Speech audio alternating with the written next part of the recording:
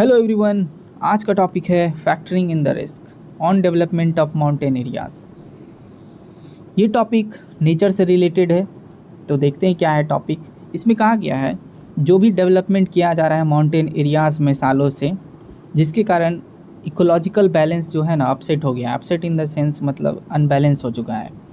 Monsoon rainfall over India's is 8% more than what is usual for this time of the year. इस साल जो rainfall होना था जिस परसेंट से, उसमें 8% से ज़्यादा रेनफॉल हो गया है। While this might bode well for agriculture in some region, it also means flood and concentrated downpours with devastating consequences. और ये भी ये भी ऑथर के द्वारा कहा गया है कि ये एग्रीकल्चर के लिए तो अच्छी बात है ही, साथ में बुरा भी है। बुरा इन द सेंस क्या है, इसके कारण जो डिवास्टेटिंग कंसिक्वेंसेस आया है, मतलब जो फ्लड के कारण इम्पैक्ट आया है पीपल पे, वो मतलब ख़राब चीज़ है। At least 25 people were killed over the weekend as torrential rain triggered flash flood and landslide in Himachal Pradesh and Uttarakhand. इस वीकेंड में जो अचानक से फ्लैश फ्लड और लैंडस्लाइड हुआ हिमाचल और उत्तराखंड में, जिसके कारण 25 पीपल जो है किल हो चुके हैं। Several arterial roads were blocked by debris. Arterial का मतलब होता है जो इम्पोर्टेंट रूट कह सकते हैं, ये ब्लॉक हो चुके हैं डेब्रिस के कारण। और साथ में ब्रिजेस और व्हीकल वो वास अवे हो गए हैं। वास अवे मतलब साथ में लेके चला गया। The toll was higher in Himachal Pradesh with 21 killed and 12 injured. ये सबसे ज़्यादा कहाँ पे हुआ है नुकसान? हिमाचल प्रदेश में, जिसमें कि 21 किल्ड हो गए और 12 इंजर्ड हो गए हैं। At least 6 are missing due to chaos following the downpour. और साथ में छः लोग मिसिंग भी हैं इस केओस के कारण। मंडी, Kangra, Chamba where the worst affected district in the state. और ये जो 3 स्टेट है सबसे ज़्यादा इफेक्ट है। While death and damage to property are the surface manifestation of this range, there are range of secondary effects with long term downstream impact. और साथ में जो ये जो डेथ हुआ और डैमेज हुआ प्रॉपर्टी का, वो दिख रहा है, सामने दिख रहा है। मैनिफेस्टेशन का मतलब होता है कोई भी चीज़ डिस्प्ले होना।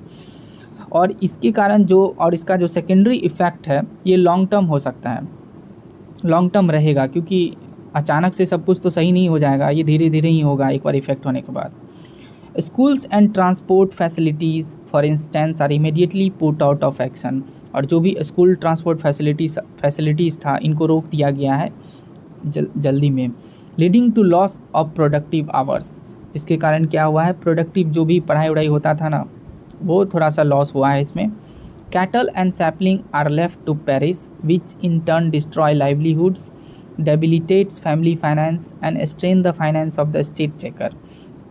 सबसे पहले स्टेट चेकर के बारे में जानते हैं। स्टेट चेकर होता है जो राजकोष आप कह सकते हैं, जो राज्य के पास, जो भी स्टेट के पास अपना खजाना आप कह सकते हैं, उस पर तो इफ़ेक्ट पड़ा ही है। साथ पे जो भी कैटल है ना, जानवर सब, जो भी फसल उपजाने का चीज़ सब है, वो भी डेंजर में है। पेरिस का मतलब होता है डेंजर, टू बी डिस्ट्रॉयड आप कह सकते हैं इसको। पेरिस का मतलब लाइवलीहुड भी लाइवलीहुड पे भी इफेक्ट पड़ा है इसके कारण, फ्लड के कारण।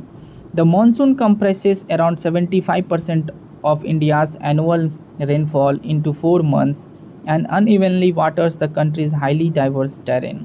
और जो इस बार का जो मानसून है ना, वो 75% ऑफ एनुअल रेनफॉल जो है ना, इसी 4 महीने में हो गया। ठीक है। It is therefore inevitable that some spots are far more vulnerable and bear a disproportionate impact on climate fury।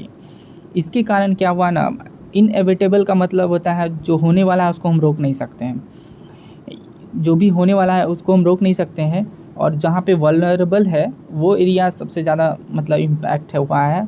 और ये जो क्लाइमेट का जो पैटर्न चेंज हुआ है, ये मतलब बराबरी से नहीं बटा है। ठीक है।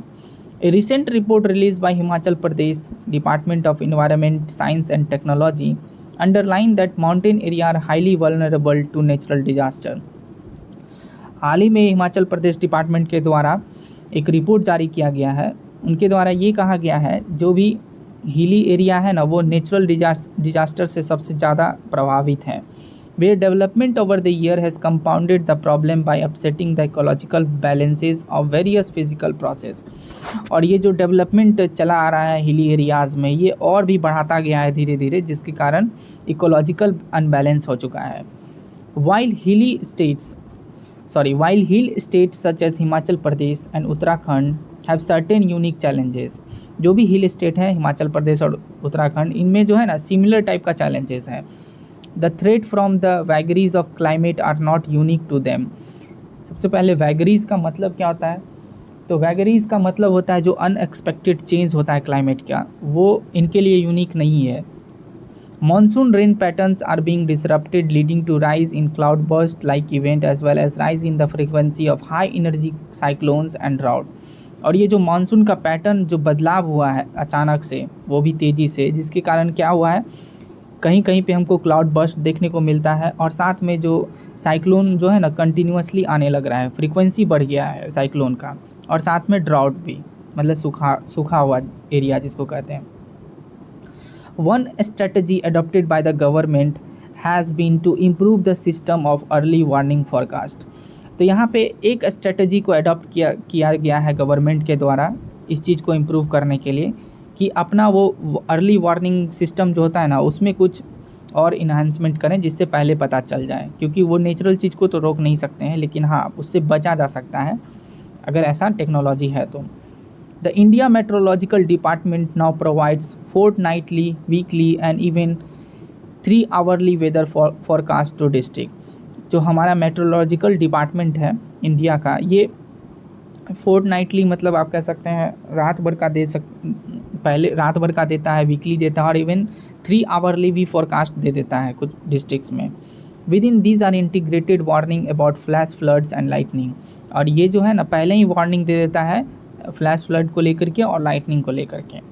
Not all these are accurate and often, लेकिन ये सारे एक्यूरेट नहीं है, मतलब पूरी तरह से एक्यूरेट नहीं है। They are not provided early enough for authorities to prepare themselves. और ये उतना जल्दी, मतलब आप कह सकते हैं इतना पहले नहीं दे पाते हैं जिससे कि जो भी गवर्नमेंट है उस चीज़ के लिए प्रिपेयर हो पाए। In recent year improvement in early warning for incoming cyclones have helped state agencies evacuate and rehabilitate the most vulnerable, but such success has not been observed for flood। ये early warning system में जो improvement लाया गया था, इसके कारण कुछ agencies को हेल्प तो मिलता है इवैक्यूएट करने में और दूसरी जगह पहुंचाने में, लेकिन फ्लड के केस में ऐसा नहीं हो पाता है। While the inherent risk of infrastructure development in hills and unstable terrain is well understood। और ये जो इनहेरेंट रिस्क है, मतलब वो जो रिस्क चलता आ रहा है, जो भी डेवलपमेंट किया जा रहा है इंफ्रास्ट्रक्चर को लेकर के, वो सबको पता चल रहा है, वो दिख रहा है कि यही एक रीज़न है जिसके कारण ये सब हो रहा है।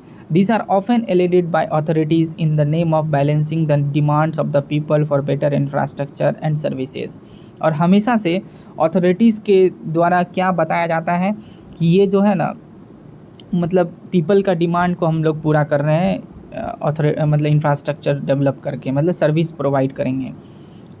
अगर उनसे क्वेश्चन पूछा जाता है तो ये एक एक्सक्यूज़ दे देते हैं कि ये पीपल के लिए ही किया जा रहा है, इंफ्रास्ट्रक्चर सब बनाया जा रहा है और सर्विस प्रोवाइड किया जा रहा है। The increased risk and cost to such project and infrastructure should be factored when they are tendered out by the government, and scientific advice regarding development ought to be strictly adhered to। और ये जो risk है, ये जो increase हो रहा है risk, और जो प्रोजेक्ट का खर्च भी बढ़ रहा है इंफ्रास्ट्रक्चर को लेकर के, ये सबसे इम्पॉर्टेंट फैक्टर है, मतलब इकोलॉजिकल अनबैलेंस के लिए, जिसके कारण साइंटिफिक ऑर्गेनाइजेशन जो है ना बहुत अच्छे से मतलब सजेशन भी देती है कि इस चीज़ को रोका जाए, ठीक है, लेकिन ऐसा गवर्नमेंट कर नहीं रही है। ओवरऑल पैसेज यही था, आपको वर्ड्स जो है डिस्क्रिप्शन बॉक्स में मिल जाएगा। अगर समझ में आए तो प्लीज़ लाइक एंड सब्सक्राइब कर दें। धन्यवाद।